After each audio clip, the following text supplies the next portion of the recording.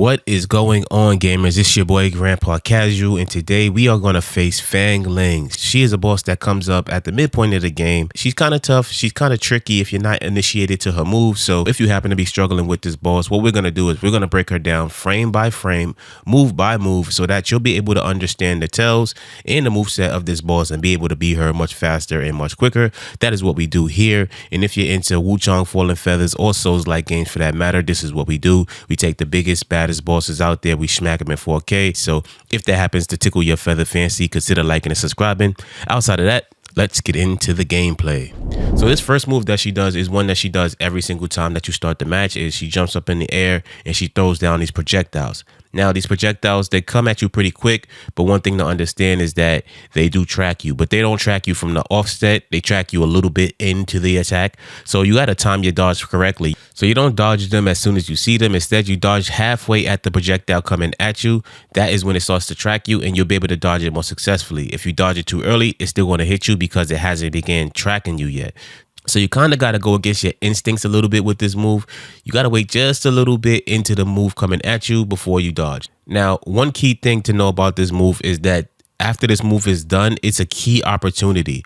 Like many bosses, Fang Ling is one where if you get behind her and you're able to do a strong attack, you really open her up to an obliterate attack, and it happens every single time. Another character that this is common with is Commander Fang Ling. If you're able to get behind her and do a strong attack, then you're able to do significant damage and really get through the boss much faster than just trying to chip away frontwards. This is one of several ways that you can get behind Fang Ling. Fang Ling actually opens up a lot to her back, so you just have to understand what moves and what to do during the moves to be able to do this. But we're going to go through all the moves that allow you to get behind her and do a strong attack and really get these obliterate attacks on. Okay, so next she has this spin move that she does. Now, you may want to try to parry this move. You may want to try to block this move or attack through this move. You can't do any of these things. Now, I tried blocking this move. It's not able to be blocked effectively. You can definitely dodge the move, but the way to dodge the move is to kind of move to the side of it and let it go past you. If you even go forward and try to go through it, it might still hit you. So it's kind of like you have to turn around her as she spins this move around. I tend to go left a lot with this move and really go wide on it and let her go past you. Otherwise, you'll still get hit. The next move we have here is this scissor move. Now, this move is a little bit tricky because no matter what direction she actually starts off and initiates the move with, she always turns towards you. So if you're close enough, you still have to dodge. So don't let it feign you out to think, oh, she's facing this way, so guess what? I'm safe. No, she's going to turn around and still do it towards you.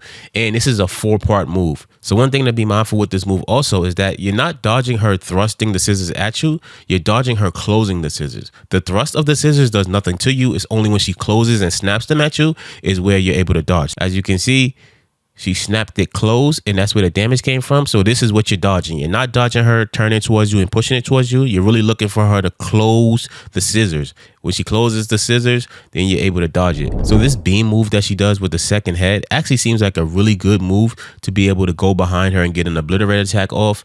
I personally haven't done it, but it really seems like one because she takes a long time to do it, and it has a long time with her standing in one spot. So if you're able to dash towards the boss here and dash forward, it seems like a really good opportunity as well to be able to get behind her, do an obliterate attack, get some damage in her, and get through the boss a little bit quicker. So that's just like an extra tip that you could probably pay attention to. Okay, this is another good move right here. This thrust move that she does. Now, this one really makes you want to go backwards. It's just like all bosses in this game, or most games like this. They want to force you backwards. They want to make you get on your heels because that's where they can do the most damage.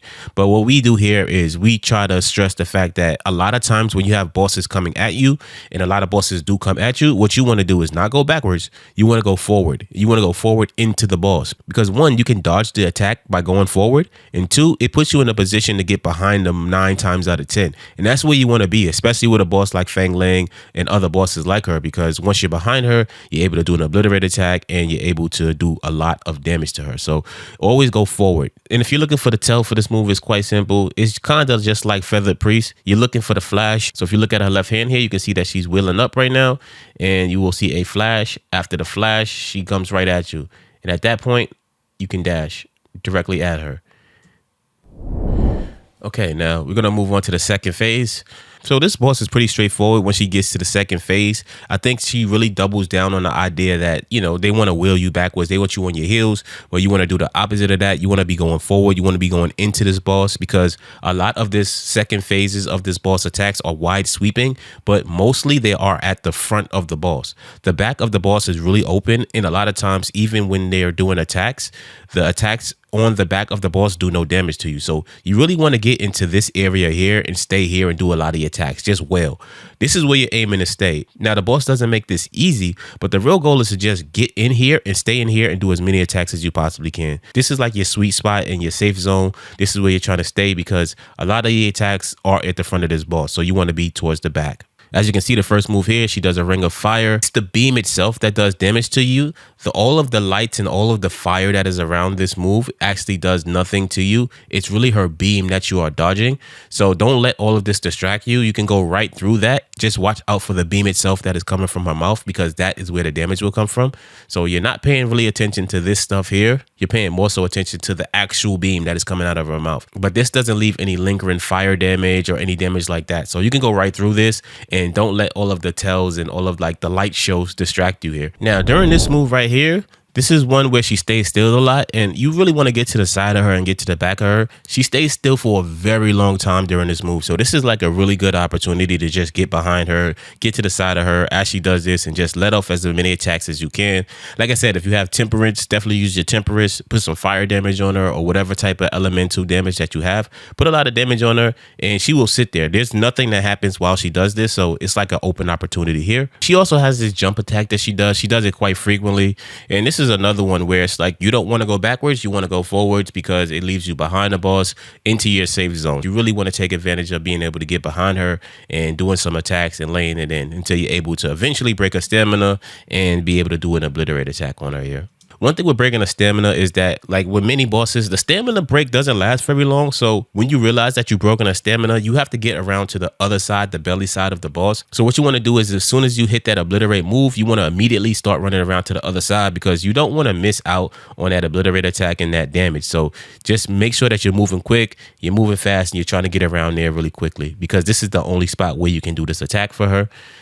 And if you pay attention to that and all of the other tips, then you will be able to defeat this boss like we did here. So there we have it. That is how you defeat Fang Ling. Hopefully I was able to help you out. If I did, consider liking and subscribing. This is what we do here all the time. Thank you so much for chilling with me today, and I will see you in the next video.